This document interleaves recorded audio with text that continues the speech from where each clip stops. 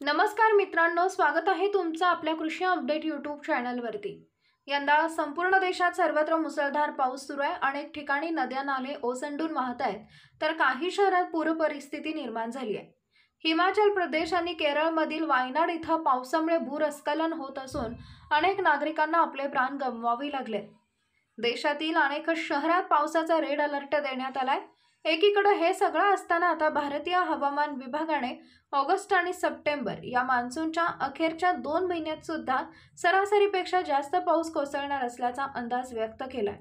त्यामुळे सप्टेंबर महिन्यातील पावसामुळे खरीप पिकांचं नुकसान होण्याची शक्यता आहे। एमडीने देशात ऑगस्ट आणि सप्टेंबरमध्ये मान्सून सरासरीपेक्षा जास्त पडण्याचा अंदाज वर्तवलाय।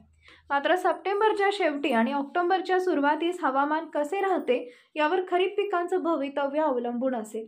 ऊर्जा, पर्यावरण आणि पाणी परिषदेने या वर्षाच्या सुरुवातीला प्रकाशित केलेल्या अभ्यासानुसार नैऋत्य मोसमी पावसाच्या विलंबाने माघार घेतल्याने भारतातील 48% अधिक तहसील किंवा उपजिल्ह्यांमध्ये गेल्या दशकात ऑक्टोबरच्या पावसात 10% अधिक वाढ झाली आहे। ऑगस्ट महिन्यातील एकूण वातावरणामुळे विविध पिकांच्या वाढीवर परिणाम होण्याची शक्यता आहे। या महिन्याच्या अखेरीस भारतीय मान्सूनसाठी अनुकूल मानल्या जाणाऱ्या ला निनाची शक्यता आहे। ऑगस्ट आणि सप्टेंबरमध्ये वाढल्याचं हवामान खात्यानं म्हटलंय।